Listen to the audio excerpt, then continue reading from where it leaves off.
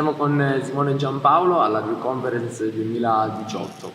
Simone, raccontaci un po', vorrei iniziare sapendo qual è stata la tua esperienza e come sei arrivato a lavorare all'interno del mondo dell'animazione e del cinema. Allora, io ho avuto questa passione, questo amore per il disegno e per la creazione di piccole storie fin da quando ero bambino. Quindi fin dai 3 anni scrivevo, disegnavo piccoli fumetti a casa, scrivevo storielle, le illustravo, quindi c'è sempre stata quella passione, questo anche grazie a mio padre che è stato disegnatore grafico. Quindi un po' figlio d'arte. Sì, quello ha aiutato, ha influito tanto.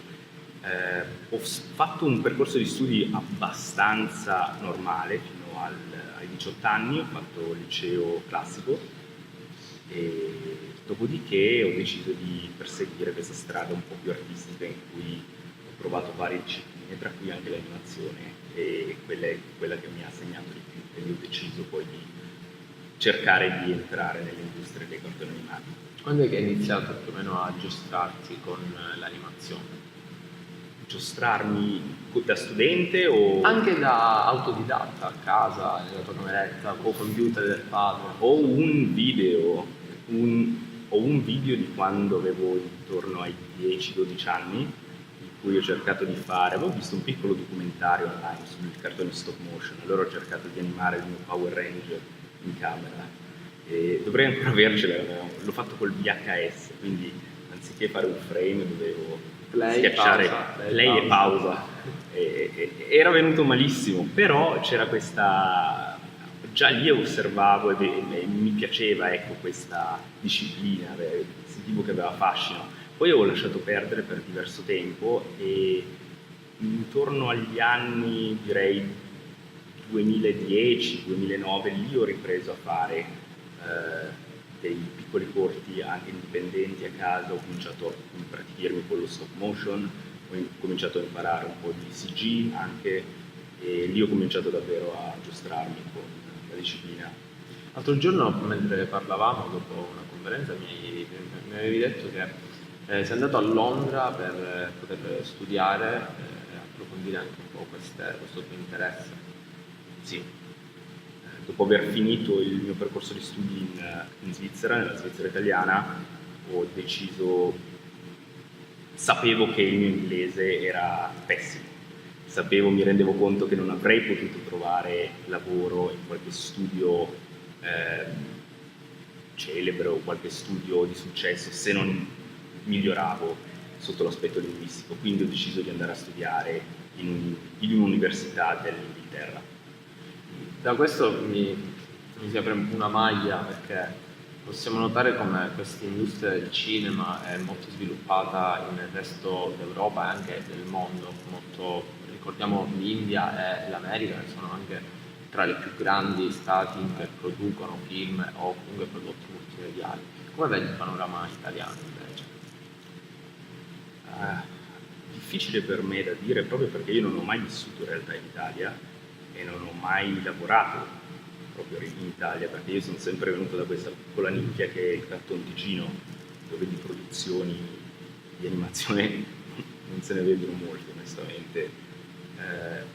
Quel che vedo, ho comunque incontrato durante questi anni diverse persone che poi sono diventati amici, che hanno studi in Italia, che sia Napoli, che sia Milano, e vedo che malgrado tutto, malgrado sia sempre difficile finanziare i progetti, si riescono ancora a fare delle serie, si riescono a fare dei lungometraggi o si riesce anche a collaborare con altre agenzie internazionali. Ci sono vari studi, quali Primal Shape, solo per fare un esempio, che collaborano con tutte di Londra, ma loro hanno sede in Italia. Quindi l'opportunità ci sono. E a volte non è necessario lasciare l'Italia, anche se, diciamo, per collaborare a livello internazionale con altre produzioni vale la pena imparare altre lingue. Se si aspira comunque ad avere un certo livello, a poter approcciare a determinate aziende, comunque bisogna tenere conto della lingua e del fatto di spostarsi. Certo, quello sì, però a un certo punto, secondo me, una volta che ci si sono fatte le ossa, una volta che si sono instaurati molti contatti anche, c'è l'opportunità poi di tornare a casa, secondo me, e sviluppare un proprio studio o partecipare all'ampliamento di uno studio che già esiste, quindi non è tutto morto in Italia, ci sono tante cose che si muovono ancora. Invece per quanto riguarda i giovani, noi su YouTube, io frequento molto questa piattaforma, ormai la televisione la guardo poco, vedo che c'è un interesse da parte dei ragazzi in questo ambito, che non è solamente quello dell'animazione, puramente dell'animazione, ma possono essere anche effetti speciali o anche solamente il videomaking. Cosa potresti consigliare tu a un ragazzo giovincello, uno sbarbato che ancora non sa neanche di come si fa il cinema, quali possono essere le vie per poter approcciare a questo mondo?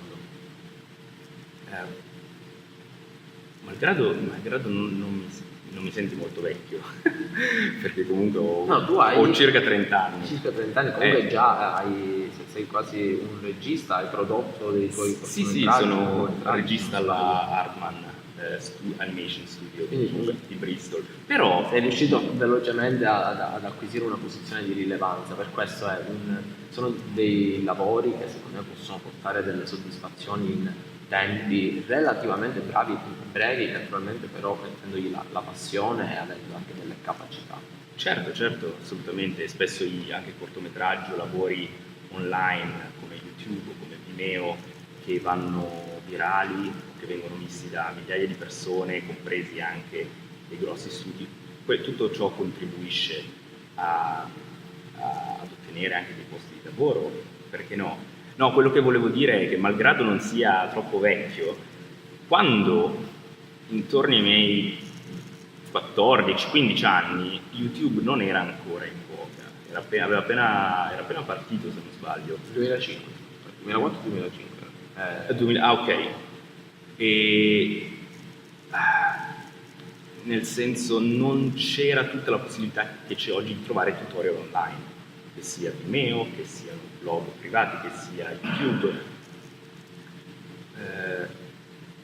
Quindi per provare qualcosa dal punto di vista cinematografico dovevamo ordinare dei libri e spesso i libri erano in inglese, io non sapevo l'inglese, quindi era sempre abbastanza difficile mettersi a cercare di scoprire quello che ci piaceva. Oggigiorno, onestamente, per aspiranti videomaker o animatori o VFX artist, io consiglierei soprattutto di cercare degli esempi di tutorial online, anche cose molto semplici, ce ne sono migliaia di video che possano introdurre gli aspiranti artisti a dei piccoli effetti o delle sequenze video, prendere ispirazione da film. Comunque c'è molto da cui prendere ispirazione per iniziare. Certo, assolutamente. Penso molto di più di quanto ce ne fosse 15-20 anni fa, quando era più difficile trovare materiale online.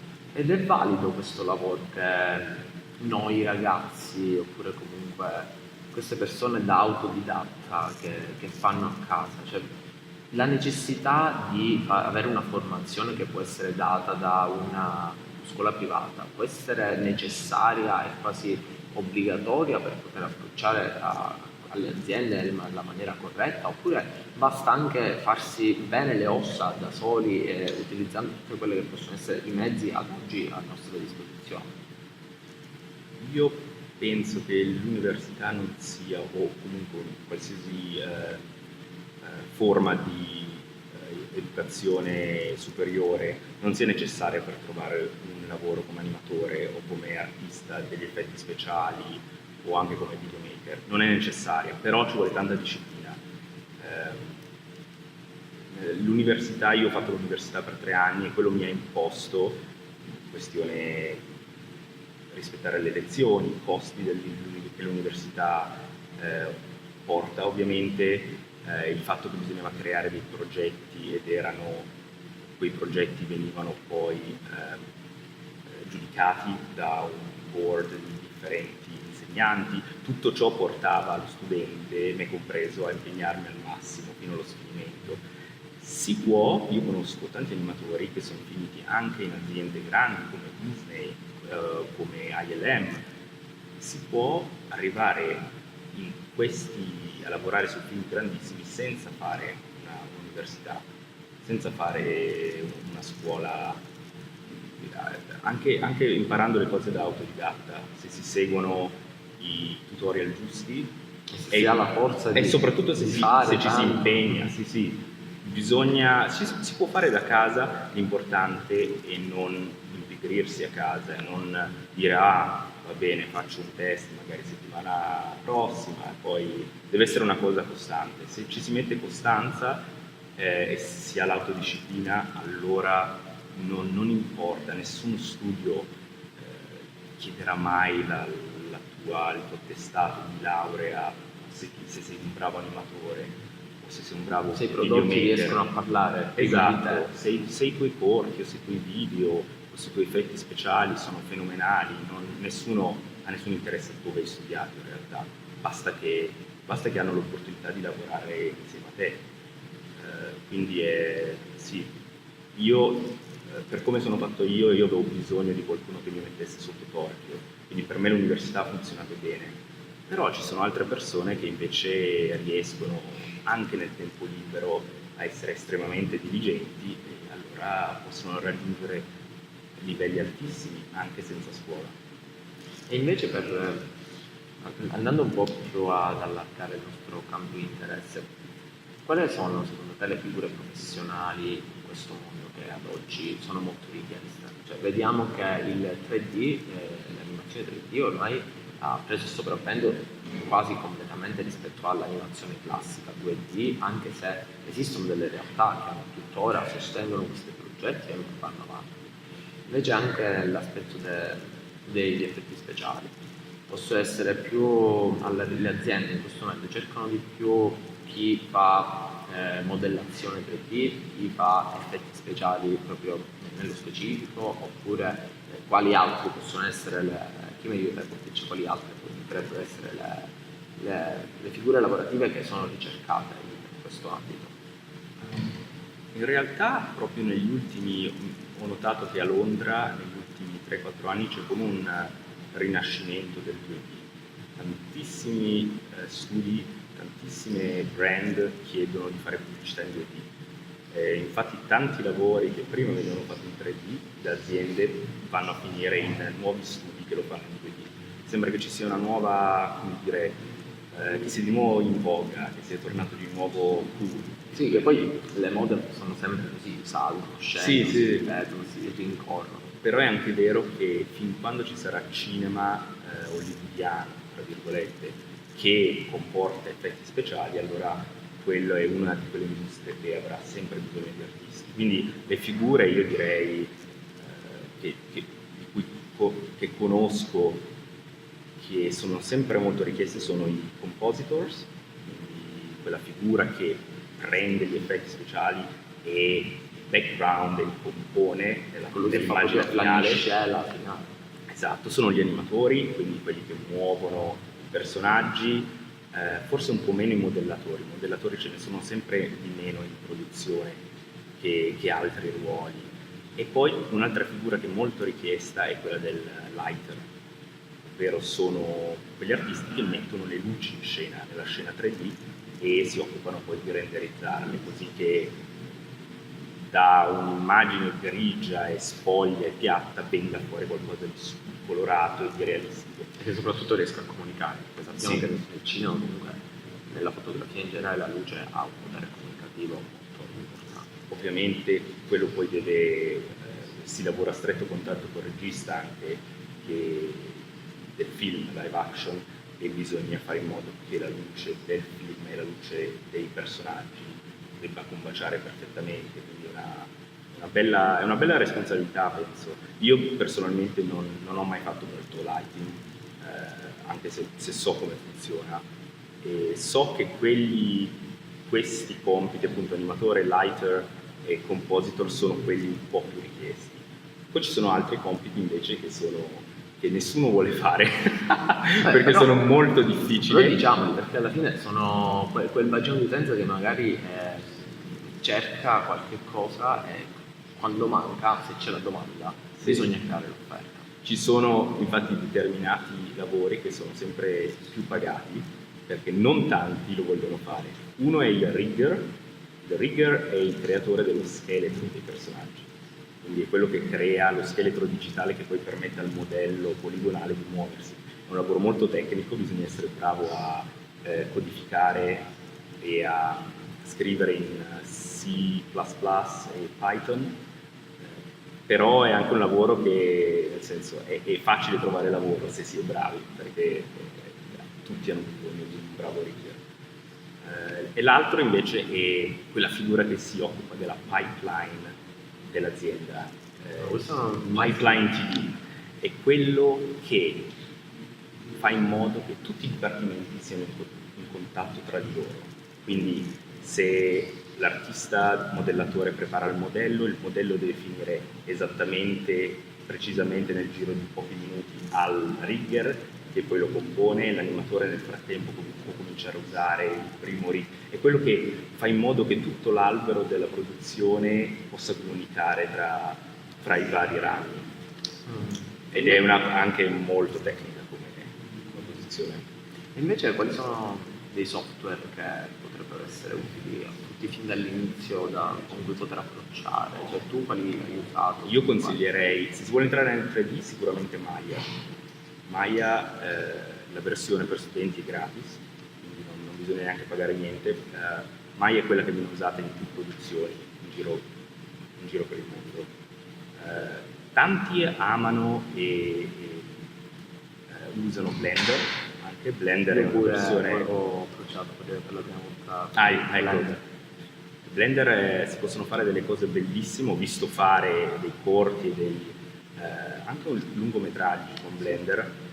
Come si chiama? Il Gatta Cenerentola l'altro giorno parlavano che è stato realizzato partendo da Blender Ecco. restituendo delle immagini piatte su cui poi sono andati a disegnare, proprio a dipingere sopra. Ecco. Questi sono due ottimi software davvero per imparare il 3D. Per imparare 2D invece ce ne sono altri. Uno può essere Adobe Animate, che è la nuova versione di Flash, Adobe Flash, oppure Toonboom. Si chiama Toonboom. Poi magari lo scriviamo Paolo, ci può spiegare, sì. Un ottimo software per poter fare animazione 2D, poter intercalare, fare sequenze animate proprio dall'inizio alla fine e anche compositarle direttamente con un background. L'ultima domanda, più che una domanda, un consiglio a chi inizia a fare questo, a voler praticare questo mondo, cosa consiglieresti a una persona? Vediamo. Che magari la tua esperienza ti ha portato a fare anche un po' Allora, modus operandi, non lo so. io ero estremamente ghiotto di cartoni animati da piccolo, ne ho guardati tantissimi e questo mi ha permesso di avere continuamente delle reference nella mia testa. Ancora oggi quando lavoro dico quel lampo sembra quello di Pikachu, no? Quello sembra il fondale alla ricerca di Nemo, no? Continuo ad avere sempre tante reference che sono lì storate nello storage della mia memoria grazie al fatto che ho visto così tante Magari non hai prodotti neanche animati. con coscienza di averle, No, però poi no, quando sono ti lì, servono, sono proprio arrivano. nel fondo della memoria, anche da quando ero bimbo. E questo secondo me è una cosa che fa la differenza. Se qualcuno ama il cinema e vuole diventare artista di film o qualsiasi cosa che riguarda il cinema, io consiglio di guardare il più possibile, soprattutto i film d'autore, i grandi classici di animazione, i grandi classici live action, i grandi autori, che come andare da Woody Allen con maestri dell'horror, non so, Tornatore, anche i nostri stessi italiani, vale la pena davvero di farsi una cultura cinematografica da cui poter trarre un sacco di ispirazione quando fai nuovi progetti. Perché poi è importante avere come ci ho fatto per notare, se hai delle conoscenze pregresse riesci meglio a miscelarle poi per tirare qualcosa di fuori di nuovo, cioè il remixing che ti porta a non essere una copia ma un qualcosa di nuovo e innovativo. Sì, esatto. Grazie Simone, è stato un piacere, Grazie a te. per averci dedicato questo tempo.